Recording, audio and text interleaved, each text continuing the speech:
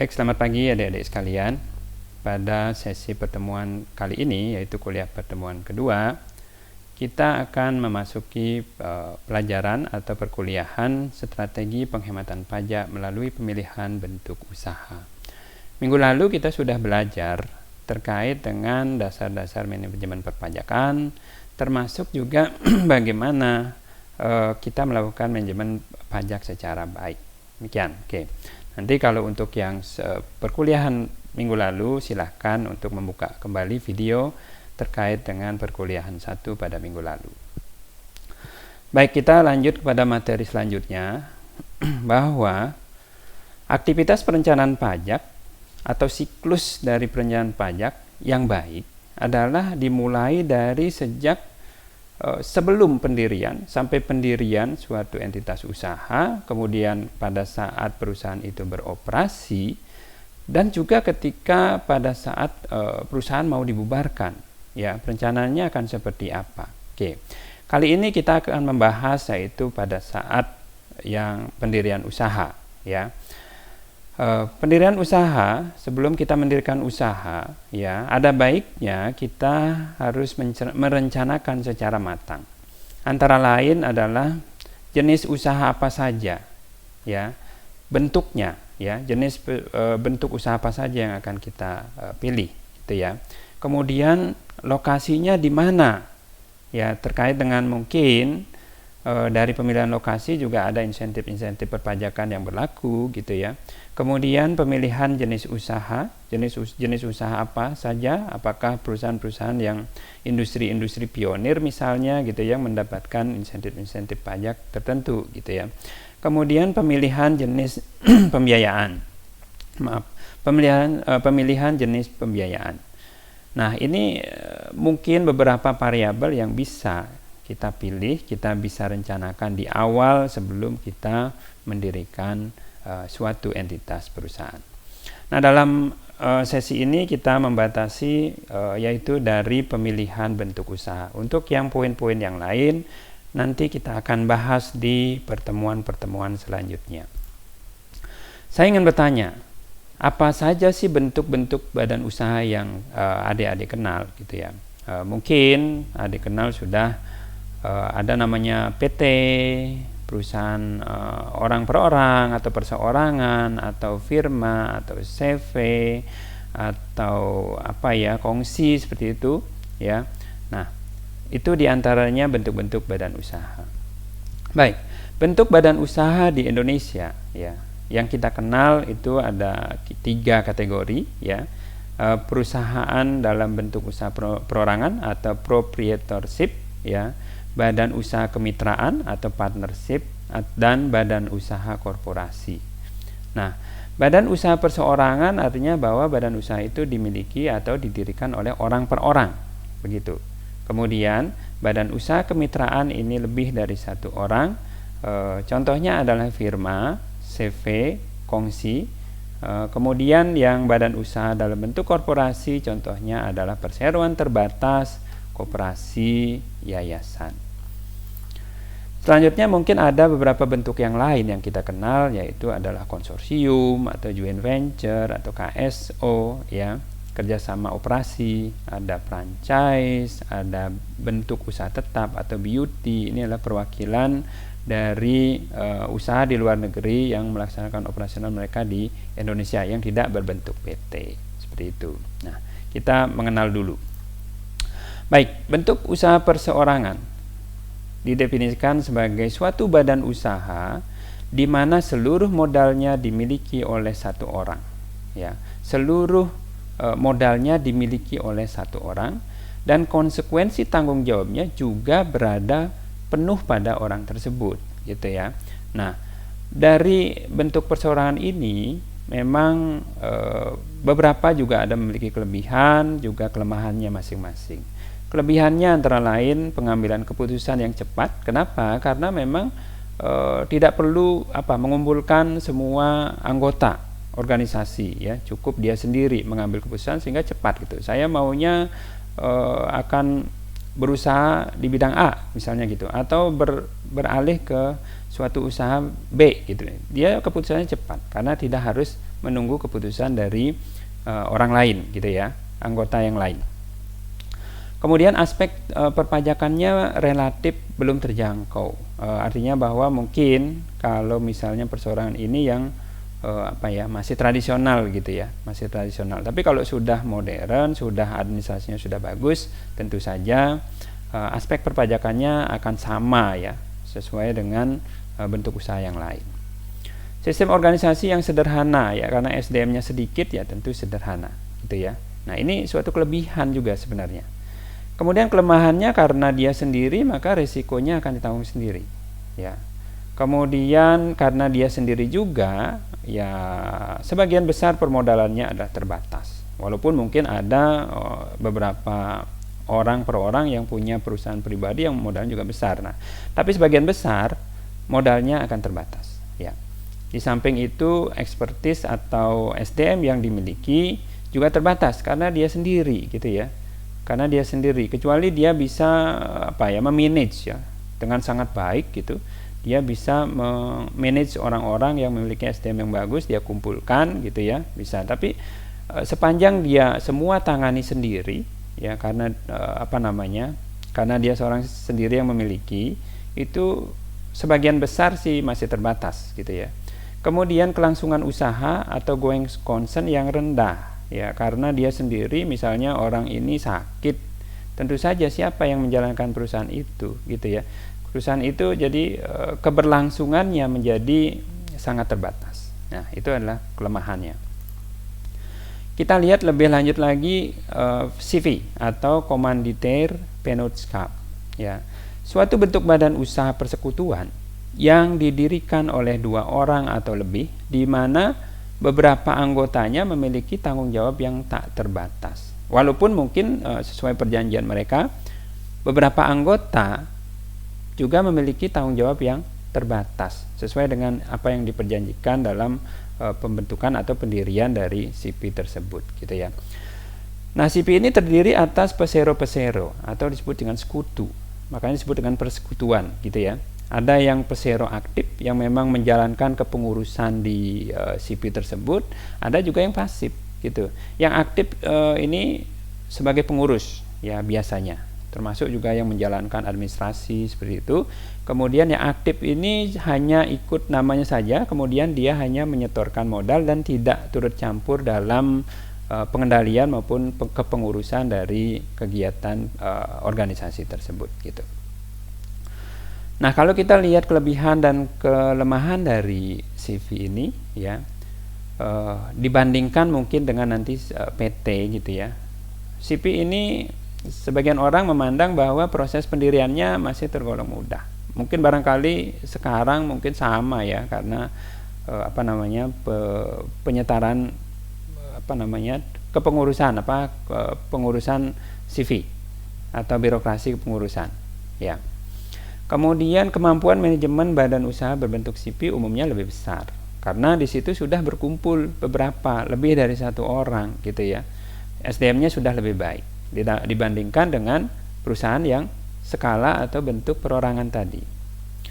Bentuk usaha CP cenderung lebih mudah mendapatkan modal karena dia secara administrasi harusnya sudah lebih baik, apalagi didukung dengan SDM yang bisa melakukan pencatatan yang lebih baik sehingga dia lebih bankable atau lebih dipercaya oleh bank gitu ya. Bisa mengakses kredit ke bank.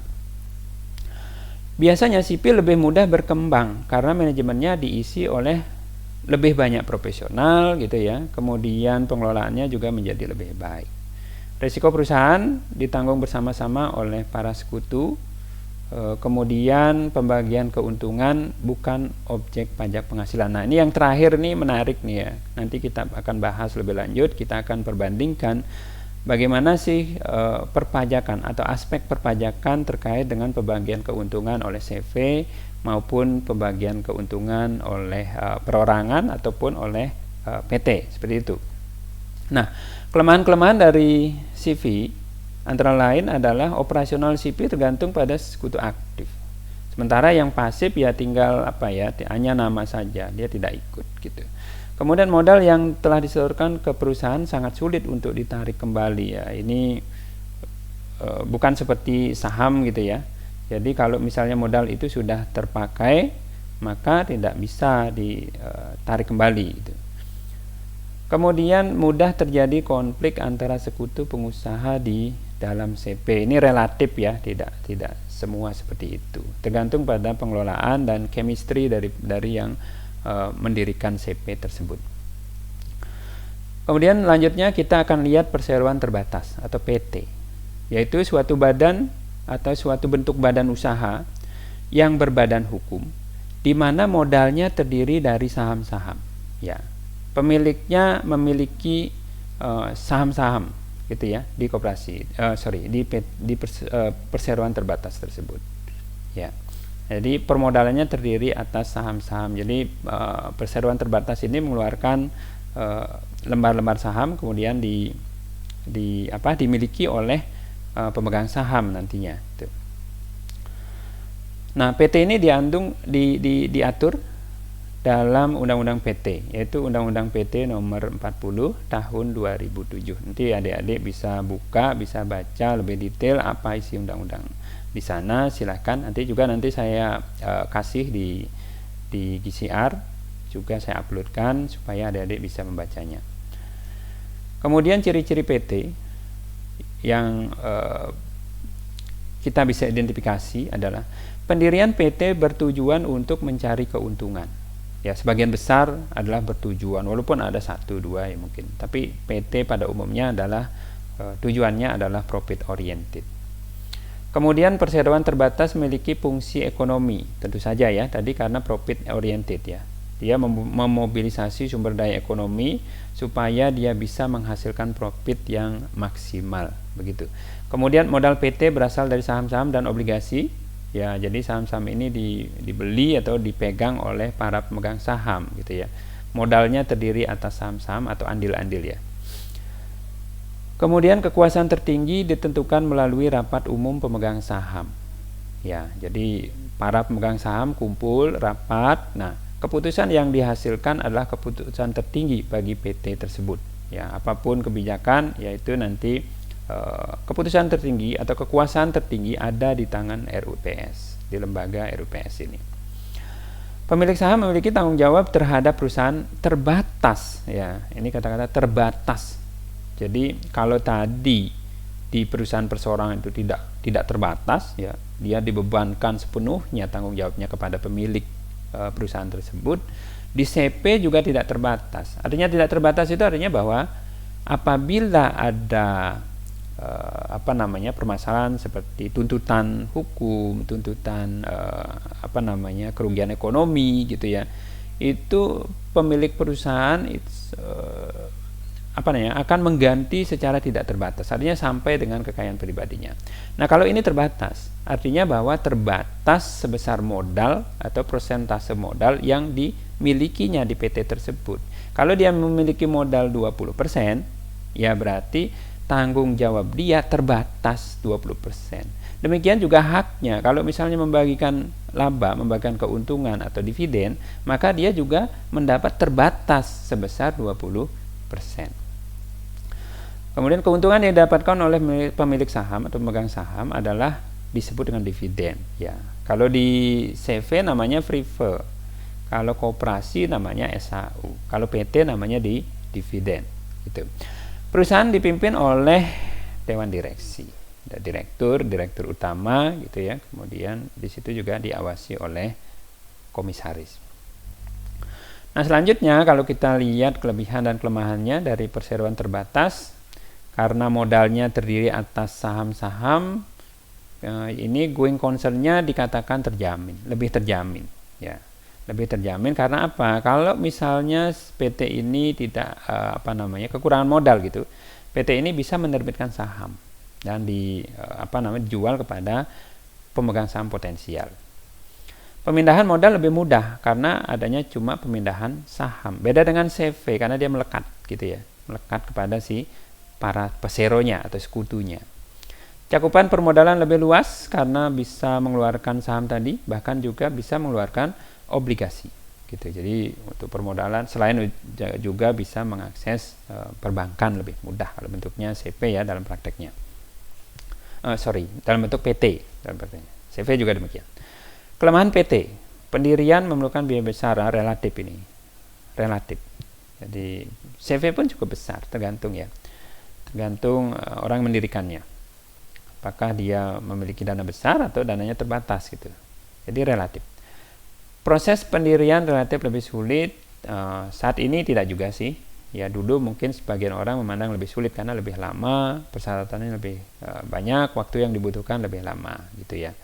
Kemudian pengenaan pajak dividen ke pemilik orang pribadi. Nah ini menarik nih, nanti kita akan bahas, kita akan bandingkan bagaimana aspek perpajakan dari transfer keuntungan dari entitas usahanya ke pemiliknya.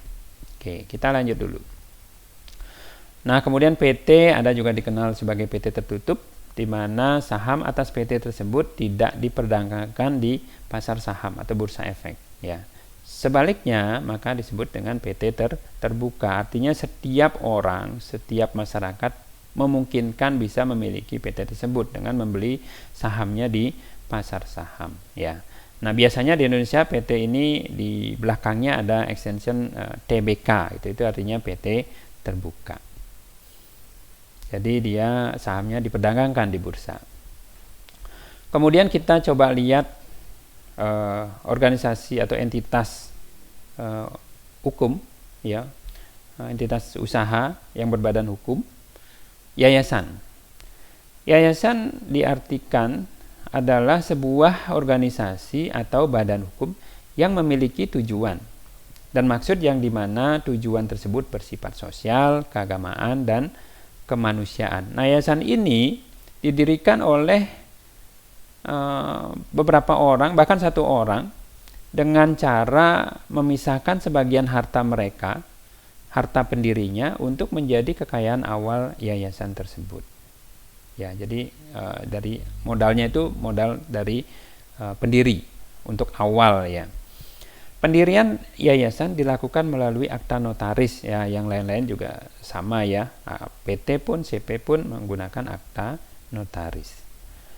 Struktur organisasi yang ada di yayasan terdiri atas pembina, pengurus, dan pengawas. Yayasan dapat juga didirikan berdasarkan dari surat wasiat ya. Kemudian yayasan dapat memperoleh status badan hukum setelah akta pendirian normal ini ya. Kemudian yayasan tidak boleh menggunakan nama yang telah dipakai secara sah oleh yayasan lain, sudah pasti ya. Oke, selanjutnya koperasi. Ya, bentuk usaha yang lain adalah koperasi. Ini disebut juga sokoguru. Ya, sokoguru ekonomi. Ya, kalau di Indonesia. Suatu badan usaha atau organisasi ekonomi yang dimiliki dan dioperasikan oleh para anggotanya, ya, oleh para anggotanya, untuk memenuhi kepentingan bersama di bidang ekonomi. Nah, ini kepentingan bersama ya. Jadi koperasi ini menganut sistem gotong royong gitu ya. Kemudian dalam konteks perencanaan pajak, ya beberapa praktis yang sering orang menjadi pertimbangan gitu ya, untuk menjadi perencanaan pajak gitu. Antara lain adalah bagaimana benefit dari penerapan tarif antara OP dengan tarif pajak badan ya, karena ini sehubungan dengan nanti pemilihan bentuk entitas usahanya ya, bentuk badan usahanya. Nanti dibandingkan apakah kalau misalnya saya menggunakan bentuk perorangan, nanti saya akan kena pajaknya berapa sih gitu ya, atau saya bikin PT aja, nanti kalau dengan PT pajaknya berapa, apakah lebih hemat menggunakan bentuk PT atau perorangan gitu ya. Nanti kita explore lebih lanjut. Kemudian pertimbangan yang lain adalah faktor pengenaan pajak secara berganda berjenjang, baik atas laba bruto maupun penghasilan atas pembagian keuntungan atau dividen kepada pemilik. Nah, ini apakah kalau perseorangan ini ada pajak yang berjenjang ketika nanti sudah penghasilan dari usaha sudah dikenakan pajak, kemudian ditransfer lagi ke pemiliknya dikenakan pajak lagi. Nah, itu artinya berjenjang atau tidak seperti PT. Nanti kita explore lebih lanjut ya. Kemudian kesempatan untuk menunda atau pengenaan pajak pada tarif pajak yang paling kecil. Jadi kembali lagi pada poin yang pertama ya, kurang lebih. Jadi apakah memungkinkan untuk wajib pajak itu mendapatkan tarif yang paling minimum gitu ya. Apakah nanti membentuk PT, kalau UMKM itu kan memungkinkan menggunakan fasilitas PP 23 tahun 2018 yang PPh final 0,5% misalnya gitu. Kemudian sebenarnya individual juga bisa, usaha perorangan juga bisa sebenarnya gitu ya. Nanti apakah di sana akan dapat PTKP, pengurang-pengurang yang lain gitu kan, deduction yang lain gitu, sehingga secara efektif tarifnya akan lebih kecil gitu ya, lebih minimal. Kemudian adanya ketentuan mengenai kerugian hasil usaha neto atau kompensasi rugi fiskal dan kredit investasi yang berlaku bagi usaha tertentu, bentuk usaha tertentu ya. Misalnya kalau PT dibandingkan dengan perorangan, apakah perorangan bisa mengkompensasi rugi fiskal juga? Kalau pembukuan iya, tapi kalau non pembukuan enggak. Kalau PT dia kan sudah wajib pembukuan sebetulnya, walaupun masih bisa menggunakan fasilitas PP 23 yang pencatatan gitu kan. Tapi dalam konteks pembukuan maka dia bisa mengkompensasi rugi fiskal ke periode selanjutnya gitu. Nah, kemudian kemungkinan pengajuan perlakuan khusus terhadap pajak atas akumulasi laba, pajak atas penghasilan personal, holding company dan sebagainya. Ya, ini barangkali ada insentif-insentif pemerintah di dalam hal-hal berkaitan dengan holding company misalnya gitu ya. Kemudian ketentuan yang mengatur fringe benefit atau natura atau kenikmatan atau payment in kind. Ya, apakah suatu pengeluaran dalam bentuk natura boleh dibiayakan seluruhnya langsung gitu ya, sesuai dengan ketentuan yang ada atau tidak, terkait dengan bentuk usaha yang tertentu gitu. Baik, kita lanjut. Kita lihat aspek perpajakan usaha untuk perseorangan. Ya. Aspek perpajakan usaha perseorangan. Nah, aspek perpajakan potong pungut seperti PPh pasal 22, 21, 23, 26, pasal 4 ayat 2, kemudian PPN kalau dia PKP, secara umum tidak ada perbedaan yang signifikan gitu. Kecuali untuk aspek pemotongan ya, kalau orang per orang biasanya orang per orang ini kadang-kadang bukan subjek pemotong, jadi sulit dia melaksanakan kewajiban potong pungutnya gitu ya. Kalau dia sudah mendaftarkan diri kemudian sudah menjadi subjek pemotong PPh potong pungut, maka dia sebenarnya tidak ada masalah. Jadi secara umum tidak ada perbedaan yang mencolok, baik tarif maupun tata caranya tidak ada. Nah, sedikit ada perbedaan yaitu ketika sudah masuk perhitungan PPh tahunan, ya PPh tahunan dan juga transfer keuntungan ke pemilik. Baik dari sisi tata cara perhitungannya, baik dari sisi adanya pengurangan atau deduction berupa PTKP kalau perorangan, kalau badan kan tidak ada. Kemudian tarifnya pun kalau misalnya perorangan kan yang layering itu ya, yang 5%, 15%, 25%, sampai dengan 30%. Kalau badan kan tidak ada kecuali menggunakan yang PP 23 tadi atau menggunakan tarif pasal 17 atau pasal 31E ya. Kemudian PPh atas keuntungan saat transfer ke pemilik, apakah ada PPh atas dividen kah atau PPh atas PRIPE kah, nanti kita eksplor lebih lanjut. Kita lanjut saja perbedaannya dengan bentuk PT. Nah, ini dia. Perbedaannya di mana sih? Dua diantaranya ya, itu perbedaannya kalau perseorangan ini ada PTKP ya, ada pengurang berupa PTKP. Kemudian tarifnya juga berbeda. Kalau perorangan menggunakan tarif yang yang progresif ya, yang progresif tarif pasal 17. Kemudian yang badan ya tidak progresif seperti itu gitu ya. Nah, itu perbedaannya di sana. Kemudian ini PTKP ya, ini sekedar untuk mengingat kembali besaran PTKP saat ini, yaitu kalau TK 0 54 juta, kalau menikah dapat tambahan satu istri 4,5 juta dan tanggungan masing-masing 4,5 juta, kemudian itu maksimal untuk 3 orang tanggungan gitu ya. Nah, ini kalau kita simulasikan ya, misalnya ada suatu bentuk usaha perorangan. Perusahaan perorangan contohnya gini. Misalnya di tahun 2018 dia mendapatkan penghasilan bruto 5 miliar, cost of goods sold 3 miliar, OPEX 1 miliar, net income 1 miliar. Ya, karena ini penghasilan bruto dikurang dengan COGS, laba bruto dikurangin dengan OPEX, net income sebelum pajak itu 1 miliar. Misalnya PTKP-nya TK0 54 juta, berarti PKP-nya adalah 946 juta gitu. Kalau kita hitung pajak yang terutangnya adalah sebesar 228 juta 800 ribu ya. Sekian. Jadi kalau kita analisis ya, kita analisis lagi net income before tax-nya kan 946 juta ya, 946 juta, pajaknya sebesar 228.800 ribu ya. Kemudian income after tax-nya kan 717 juta 200 rupiah.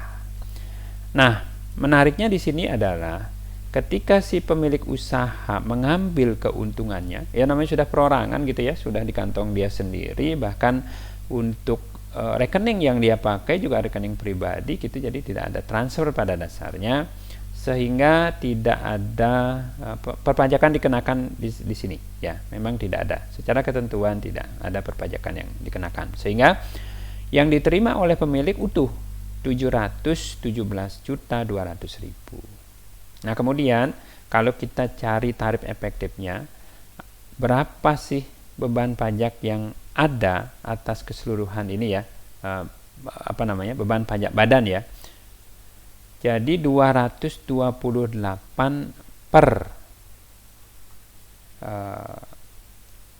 net income itu kurang lebih 24%. Jadi pajak yang terjadi adalah 24% gitu. Kita bandingkan lagi dengan firma atau kongsi. Contohnya gini. Income tahun 2018 kita sama, asumsikan semua sama. Nah, kemudian cara menghitung PPh-nya, karena dia kebetulan penghasilan brutonya penghasilan brutonya ini antara 4,8 miliar sampai 50 miliar, jadi ini berlaku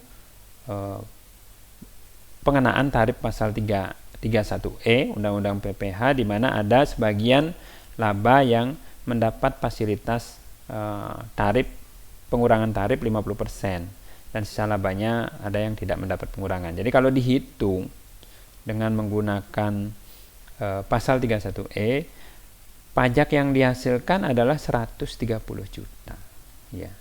Dibandingkan dengan tadi pajaknya adalah kalau yang perorangan 228 juta 800 ribu. Kalau yang yang CP atau firma atau kongsi itu pajaknya adalah 130 juta. Artinya berapa? Dari net income-nya 1 miliar berarti kan 13%. Gitu ya. 13%. Nah, menariknya juga ya sesuai dengan pasal 4 ayat 3 huruf I, bahwa keuntungan yang dibagikan oleh entitas yang bukan modalnya tidak berbentuk saham itu bukan objek pajak gitu ya. Jadi si pemilik ini terima utuh juga gitu, si peseronya ini terima utuh juga. Nah, lanjut kita lihat. Nah, ini dia ketentuannya. Bagian laba yang diterima atau diperoleh anggota dari perseroan komanditer yang modalnya tidak terbagi atas saham-saham, persekutuan, perkumpulan, firma dan kongsi, termasuk pemegang unit penjalan kontrak investasi, nah itu bukan objek pajak. Gitu. Sekarang kita lihat perbedaannya dengan PT. Katakanlah dengan asumsi angka yang sama, di tahun 2018 omsetnya adalah 5 miliar, cost of goods sold-nya adalah 3 miliar, OPEX-nya 1 miliar, jadi sama ya, PKP-nya juga sama 1 miliar. Ya, ketika kita hitung tetap juga bisa menggunakan fasilitas pasal 31E ya, yaitu nanti pajak yang terjadi adalah 130 juta. Berarti sama-sama 13%. Cuma nih, ketika keuntungan itu dibagikan kepada pemiliknya, kalau itu PT sih bisa menjadi bukan objek atau menjadi objek pasal 23 ya, dulu ya, ketentuan yang dulu. Kalau yang sekarang nanti berbeda, kita lihat.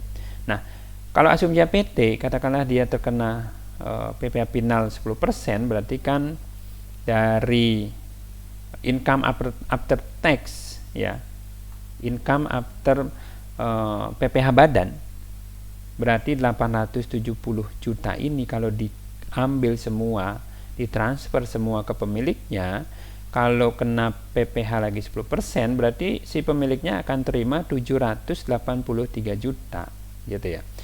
Kemudian kalau ditotalkan pajak yang terjadi, yaitu terjadi ini 130 juta ditambah 87 juta, itu besarnya sekitar 22% dari income before tax atau PKP-nya gitu. Nah, jadi kita bandingkan. Kalau dengan perorangan itu, kita lihat lagi perorangan. Yang kita balik yang perorangan, 24% pajaknya, beban pajaknya. Kalau dia memilih menggunakan bentuk usaha perorangan, kalau memilih menggunakan bentuk usaha CV, kongsi atau firma, itu 13%.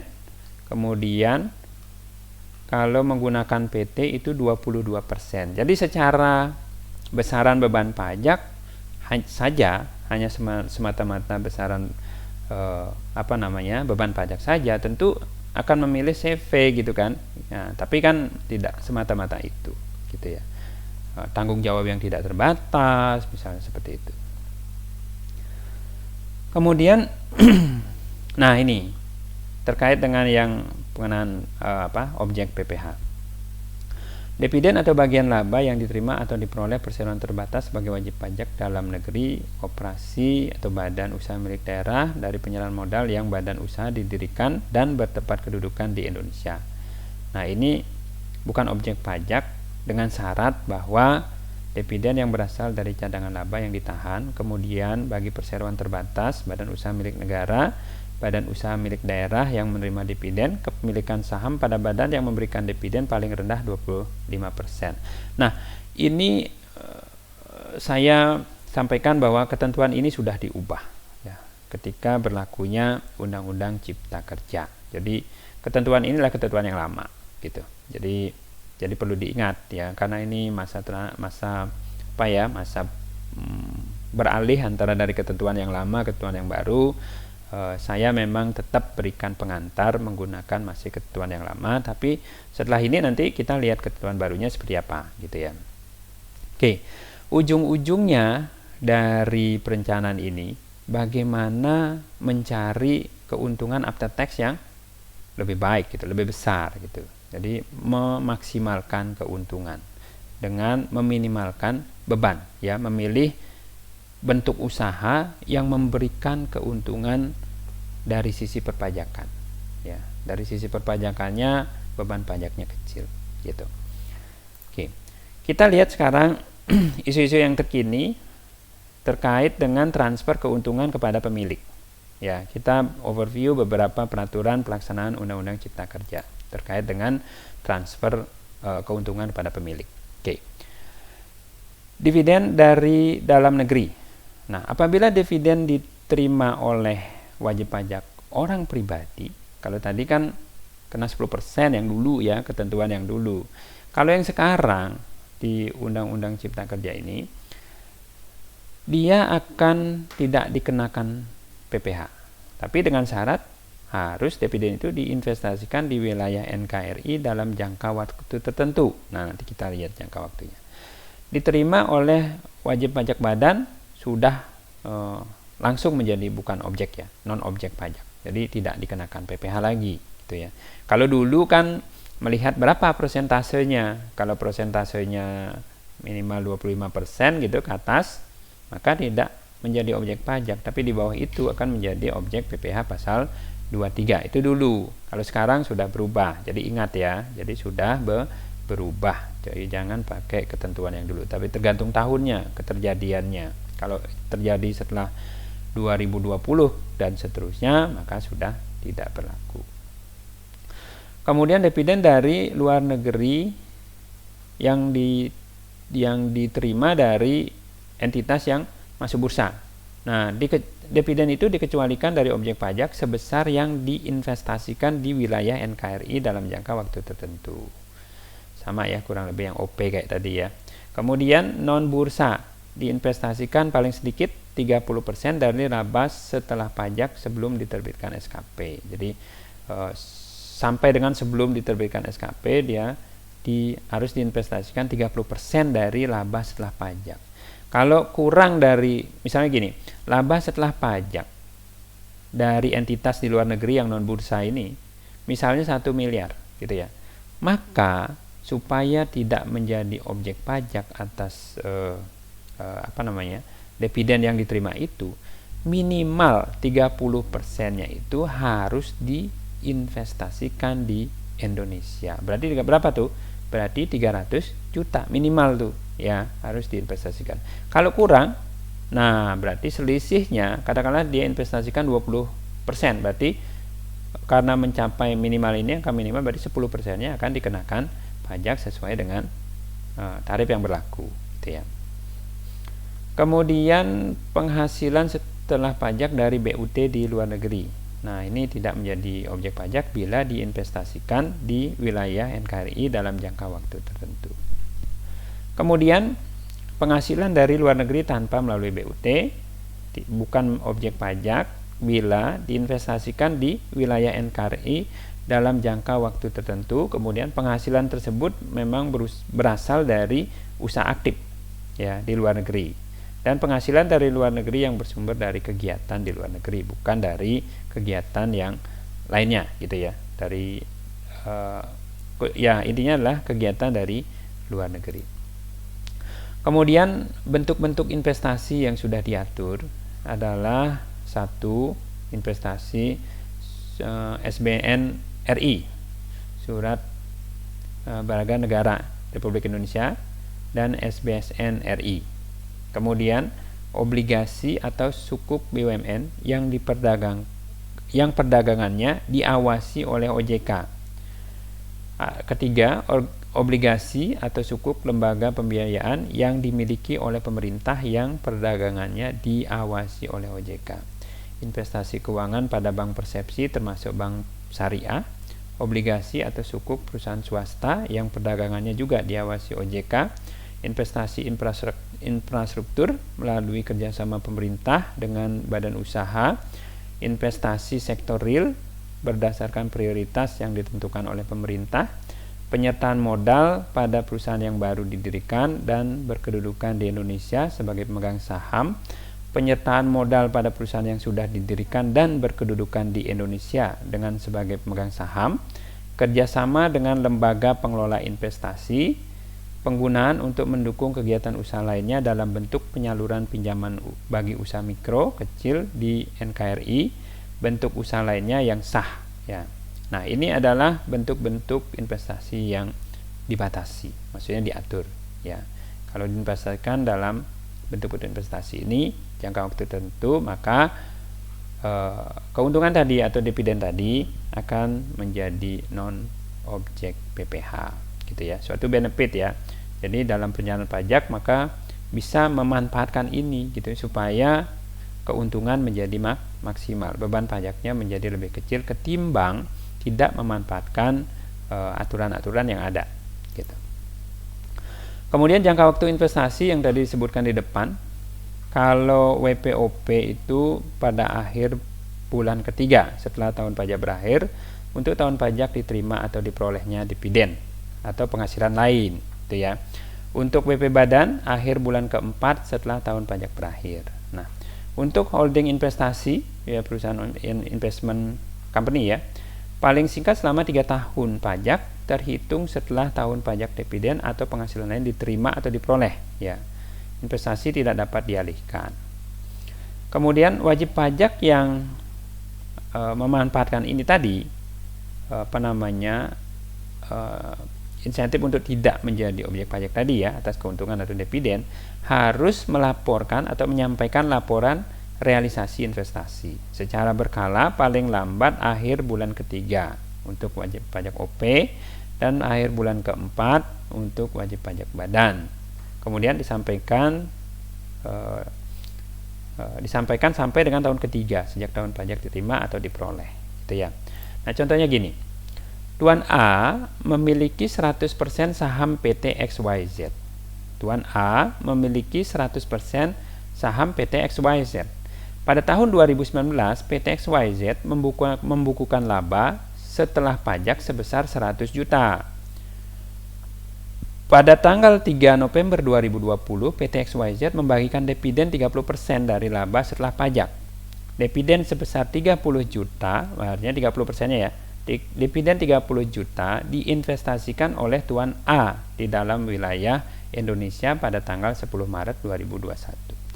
Atas dividen yang diterima Tuan A sebesar 30 juta, itu dapat dikecualikan dari objek penghasilan. Ya, gitu ya. Tadinya seharusnya kena nih 10% gitu ya, pasal 4 ayat 2.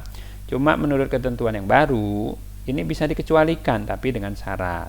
Ya, syaratnya adalah 30% minimal diinvestasikan di Indonesia. Ya. Ketentuan penyampaian laporan investasi Tuan A itu sebagai berikut. A. Tuan A paling lambat melakukan investasi di Indonesia pada akhir bulan Maret 2021. Ini kan tahunnya 2020 diterima atau diperoleh. Diperolehnya 2019, diterimanya 2020. Jadi diterimanya ya. Berarti 3 bulan setelah akhir tahun pajak yang diterimanya, berarti 31 Desember gitu ya. Berarti 3 bulan berikutnya berarti akhir bulan Maret 2021 gitu. Kemudian jangka waktu investasi Tuan A paling singkat 3 tahun. Nah, berarti terhitung dari 2020 ya, 2020. Jadi akan berakhir sampai dengan 31 Desember 2022 ya. Tuan A menyampaikan laporan realisasi investasi secara berkala. Untuk yang pertama ini paling lambat pada akhir Maret 2021.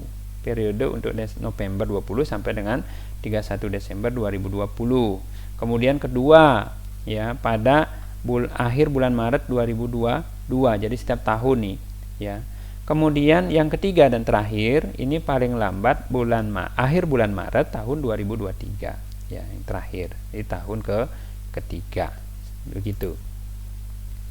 Oke, ada beberapa juga yang bisa dijadikan tax planning terkait dengan laba atau sisa lebih atau surplus dari lembaga sosial atau keagamaan yang bisa dikecualikan sebagai objek PPh, gitu ya.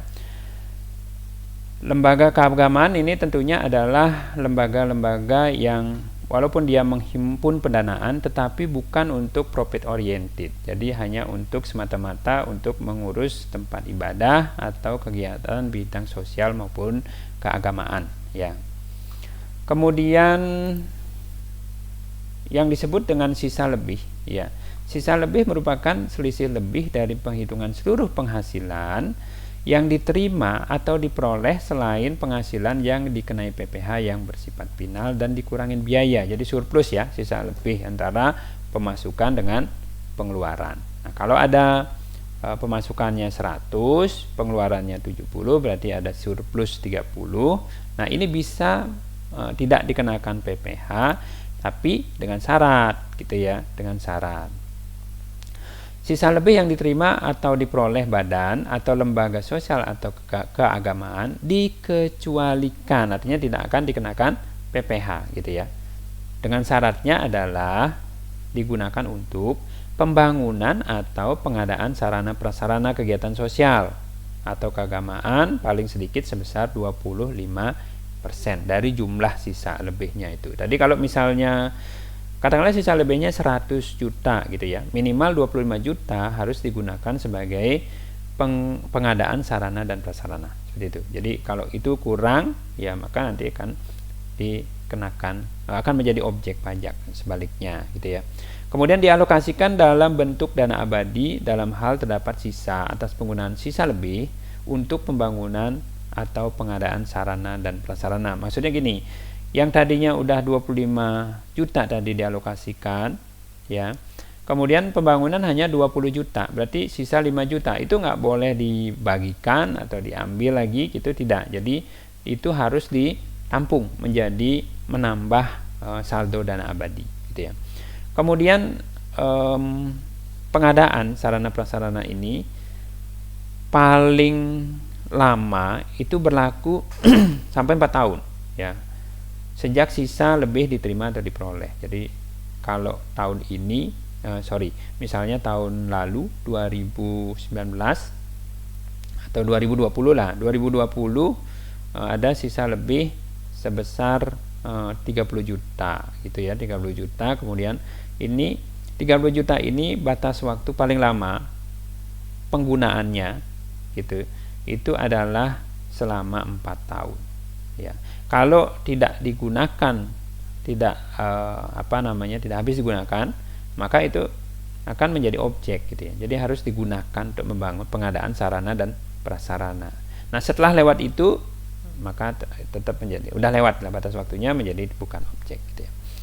Kemudian sarana prasarana yang dimaksud adalah sarana kegiatan sosial, keagamaan, bisa berupa gedung, tanah gitu ya. Prasarananya ya, kantor, rumah ibadah, fasilitas, dan berada di wilayah NKRI. Ya, nanti kalau misalnya bangunnya di luar negeri ya tidak termasuk gitu.